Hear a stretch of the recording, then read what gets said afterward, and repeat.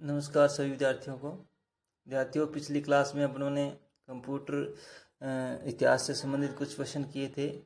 उसी को आगे कंटिन्यू करते हुए आज हम कंप्यूटर जनरेशन के बारे में पढ़ेंगे। तो प्रथम जनरेशन है, जो फर्स्ट पीढ़ी के कंप्यूटर थे या फर्स्ट जनरेशन थी, वो 1942 से 1955 के बीच का इनका टाइम पीरियड था। ये एक अनुमानित है, ये कोई फिक्स नहीं है टाइम पीरियड। ये अलग अलग किताबों में आपको अलग अलग मिलेगा, लेकिन लमसम यही मिलेगा 1942 या 1944 से 1956 तक या 1955 तक की। तो इस जो शुरुआती कंप्यूटर थे वो किस प्रकार के थे, वो इस प्रथम पीढ़ी के कंप्यूटर इसकी जनरेशन में थे। तो इसमें सर्वप्रथम था कि स्विचिंग डिवाइस के रूप में एक वैक्यूम ट्यूब का उपयोग होता है। वैक्यूम ट्यूब जो अपने ये नीचे दिखा रखी है, ये इस तरीके की एक वैक्यूम ट्यूब होती थी। ये क्या बहुत बड़ी होती थी और इससे लाइट का खर्चा भी ज़्यादा होता था और ये गर्म होती थी। तो इस वैक्यूम ट्यूब का आविष्कार 1904 में सर जॉन अम्ब्रोस एवं ली डे फॉरेस्ट ने किया था। तो इसमें डाटा जो स्टोर करने के लिए मैग्नेटिक ड्रम का उपयोग होता था, और डाटा को जो इसके अंदर इनपुट करवाया जाता था उसके लिए पंच कार्ड का प्रयोग किया जाता था। ये पंच कार्ड था जिसका उपयोग किया जाता था। और पंच कार्ड का आविष्कार किसने किया था? हरमन हेलोरिथ ने किया था। हरमन हेलोरिथ ने किया था। और इस पीढ़ी के कंप्यूटर कौन कौन से थे? IBM 1650, IBM ENIAC, एडिसेक, यूनिवेक और मार्क फर्स्ट, जो हमने पिछले क्लास में पढ़े थे, वो फर्स्ट जनरेशन के कंप्यूटर थे। क्योंकि ये फर्स्ट जनरेशन के कंप्यूटर थे, ये साइज़ में बड़े भी थे और इनकी प्रोसेसिंग स्पीड भी कम थी। तो इनको इस पे फर्स्ट पीढ़ी के अंदर रखा गया। सेकंड पीढ़ी में क्या था? 1956 से 1964 के लमसम। तो इस पीढ़ी में क्या हुआ कि जनरेशन में क्या हुआ कि कंप्यूटर के जो स्विचिंग डिवाइस के लिए हमने ट्रांजिस्टर का उपयोग किया गया है।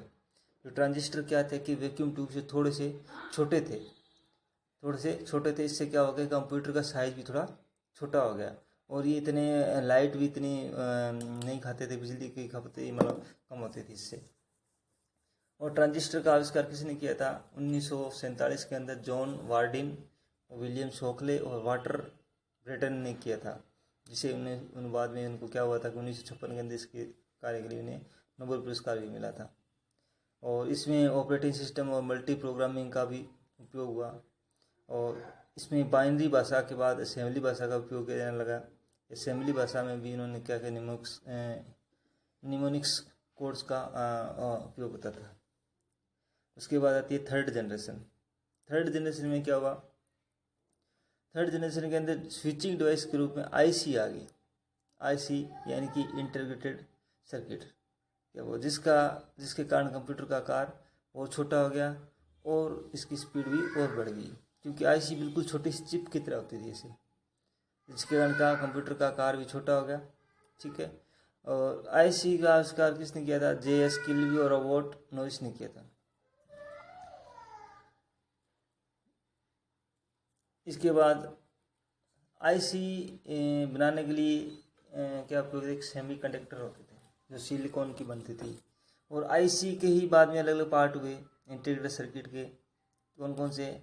Small scale SSI small scale integrated, MSI medium scale integrated, LSI large scale integrated, VLSI very large scale integrated, ULSI ultra large scale.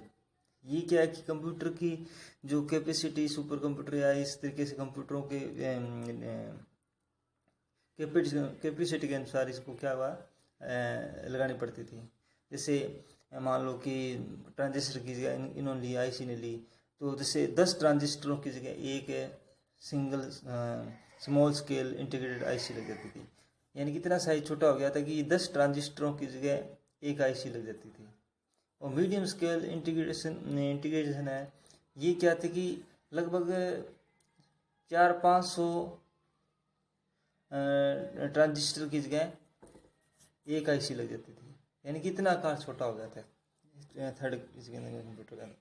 और डाटा स्टोर करने के लिए मैग्नेटिक कोर का उपयोग होता था। और इसके बाद में जो ऑपरेटिंग सिस्टम होते थे वो भी कौन कौन से आ गए, तो टाइम शेयरिंग हो गया, मल्टी प्रोसेसिंग हो गया, ऑपरेटिंग सिस्टम हो गया। यानी कि थर्ड पीढ़ी में कुछ न कुछ क्या हुआ कि कंप्यूटर के विकास में थोड़ा रफ्तार आई। तो इसके बाद था चतुर्थ यानी चौथी पीढ़ी में कंप्यूटर 1964 से 1975 तक। इस थर्ड फोर्थ जनरेशन में क्या हुआ, इस पीढ़ी के अंदर डिवाइस के स्विचिंग डिवाइस के रूप में VLSI यानी कि वेरी लार्ज स्केल इंटीग्रेटेड, यानी कि थर्ड जनरेशन के बाद में फोर्थ जनरेशन के अंदर जो IC थी उसका और साइज इंक्रीज कर लिया, यानी कि बिल्कुल छोटी सी होगी और इसकी डाटा स्टोरेज भी बढ़ गई और स्पीड भी बढ़ा दी और कंप्यूटर का साइज भी छोटा हो गया। और कंप्यूटर की जो चौथी पीढ़ी के अंदर मेन जो इसका बोलते हैं जो पार्ट था वो था माइक्रो प्रोसेसर, जिसका आविष्कार किसने किया था, टेफ होप द्वारा किया गया था। टेफ होप के द्वारा किया था। माइक्रो प्रोसेसर इंटेल कंपनी द्वारा इंटेल 404 बनाया गया था सबसे पहले, और फिर पेंटेनियम भी एक तरह का हाई माइक्रो प्रोसेसर था। और भारत का प्रथम स्वदेशी माइक्रो प्रोसेसर शक्ति IIT मद्रास द्वारा बनाया गया था। माइक्रो प्रोसेसर सिलिकॉन या जर्मनी आदि के अर्धचालक से बनता है, जो कि छोटे छोटे सर्किट्स बने होते हैं जिसके ऊपर, ठीक है। और इसके बाद में आता है पंचम पीढ़ी। पंचम पीढ़ी में क्या है कि पंचम पीढ़ी के अंदर आज के ज़माने में जो जितने भी विकास हो रहे हैं वो पंचम पीढ़ी में हो रहे हैं। जो भी नया मतलब कंप्यूटर के इतिहास में जो नई टेक्नोलॉजी आ रही है वो सारी पंचम पीढ़ी में हो रही है। पंचम पीढ़ी में स्विचिंग डिवाइस के रूप में क्या हुआ, अल्ट्रा लार्ज स्केल इंटीग्रेटेड, और डाटा स्टोर तो क्या हो गया, ऑप्टिकल डिस्क का प्रयोग होता था। इस पीढ़ी में कृत्रिम बुद्धि का विकास है, सूचना प्रौद्योगिकी या सूचना राजमार्ग की अवधारणा का विकास हुआ, यानी कि AI बेस और हो गया ये इंटेलिजेंस। और भारत में पहला आर्टिफिशियल इंटेलिजेंस आधारित कंप्यूटर IIT जोधपुर में स्थापित है। दोस्तों ये थे कंप्यूटर हिस्ट्री से संबंधित और इनके जनरेशन के बारे में। और मोस्टली इसके अंदर जो क्वेश्चन पूछे जाते हैं वो इस तरीके से पूछे जाते हैं कि या तो इसका टाइम पीरियड पूछा जाता है कि कौन कौन से टाइम क्या क्या हुआ, या इनमें ये पूछा जाता है कि प्रथम पीढ़ी के अंदर कंप्यूटर के स्विचिंग डिवाइस ग्रुप में क्या उपयोग होता था, वैक्यूम ट्यूब कौन सी पीढ़ी में आई, या ट्रांजिस्टर कौन सी पीढ़ी में आया, ठीक है, IC कौन सी पीढ़ी में आई, ठीक है, और माइक्रो प्रोसेसर कौन सी पीढ़ी में लगा, ठीक है। तो इस तरीके से ये क्वेश्चन पूछे जाते हैं। सामान्य जो प्रतियोगी परीक्षा में पूछे जाते हैं उसी बेस पर ये क्वेश्चन तैयार किए गए हैं। और इनका जो क्वेश्चन का बेस है वो राजस्थान बोर्ड की जो 9 से 12 जो किताबें लगती हैं उनसे ही मैंने उठाया है, ताकि कोई किसी प्रकार के क्वेश्चन में कोई गलती ना हो। किसी गाइड से नहीं उठाए गए, सिर्फ उन्हीं से उठाए गए।